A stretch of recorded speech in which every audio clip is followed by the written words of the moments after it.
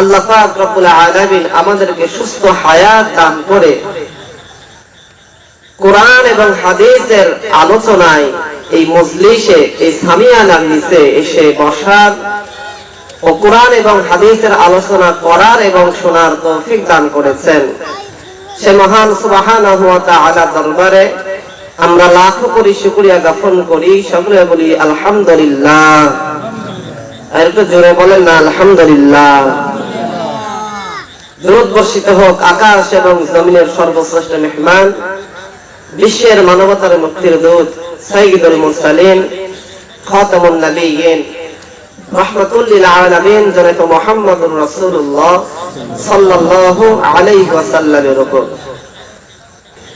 রাসূলুল্লাহ সাল্লাল্লাহু আলাইহি ওয়াসাল্লাম বলেন যে দুনিয়ার মধ্যে আমার উম্মতেরা যেখানে কোরআন এবং হাদিস থেকে আলোচনা করবে আর শুনবে, ওই জায়গাটা দুনিয়ার কোনো সাধারণ জায়গা থাকে না।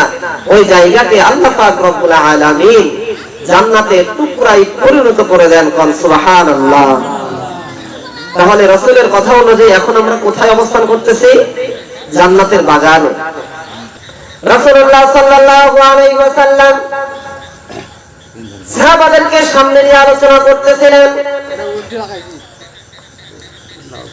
তার বিবি উম্মুল মুমিনিন হযরত আয়েশা সিদ্দিকা রাদিয়াল্লাহু আনহা ঘরের মধ্যে বসে থেকে কাজ করতেছিলেন। কাজ এমন সময় আয়েশা রাদিয়াল্লাহু আনহা দেখলেন রাসূলুল্লাহ সাল্লাল্লাহু আলাইহি ওয়াসাল্লাম যে জায়গাতে দাঁড়িয়ে সাহাবাদেরকে কোরআন এবং হাদিস শোনাচ্ছেন, শেখাচ্ছেন, ওই জায়গাতে বৃষ্টিতে সকলের গা ভিজে যাচ্ছে। আয়েশা রাদিয়াল্লাহু আনহা চিন্তা করলেন, বৃষ্টির পানি পড়ে রাসূলের শরীর মোবারক ভিজে যাচ্ছে, রাসূলের গা মোবারক ভিজে যাচ্ছে। রাসূলের মাথা যদি ভিজে যায় আর ঠান্ডা লেগে যায়, অসুস্থ হয়ে পড়বে। আয়েশা রাদিয়াল্লাহু আনহা এই কথা চিন্তা করে রুমাল নিয়ে, চাদর নিয়ে অপেক্ষা করতেছেন কখন রাসূলুল্লাহ সাল্লাল্লাহু আলাইহি ওয়াসাল্লাম ঘরের মধ্যে আসবে আর তিনি কখন তার শরীর মোবারক মুছায়া দিবেন।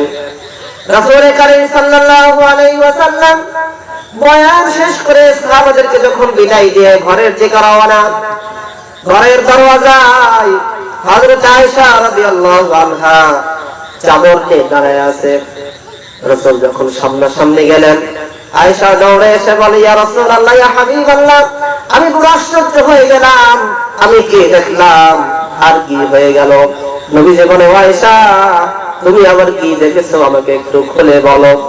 আয়েশা রাদিয়াল্লাহু আনহা বলেন, ইয়া রাসূলুল্লাহ, ইয়া হাবিবাল্লাহ, আপনি যখন সাহাবাদেরকে নিয়ে আলোচনা করতেছিলেন, আমি তাকায় তাকা দেখি ওই জায়গাতে বৃষ্টির পানি আপনার শরীর মোবারক ভিজে যাচ্ছে। আমি চিন্তা করে দেখলাম বৃষ্টির পানি যদি আপনার মাথার মধ্যে পড়ে আর আপনার যদি ঠান্ডা লেগে যায়, অসুস্থ হয়ে পড়বেন, যার কারণে আমি রুমাল নিয়ে দাঁড়ায় আছি কখন আপনি আসবেন আর কখন আপনার মাথা, আপনার শরীর মোবারক মোছায়া দিব। রাসূল কারীম সাল্লাল্লাহু আলাইহি ওয়াসাল্লাম এই কথা শোনার পরে আয়েশাকে ডাক দিয়ে বলে, আয়েশা তুমি ঠিকই দেখেছো, তুমি কোনো ভুল জিনিস দেখোনি, কিন্তু তুমি দুনিয়ার সাধারণ চর্ম চোখে দেখেছো, এই জন্য তুমি সঠিকটা দেখতে পাও নাই।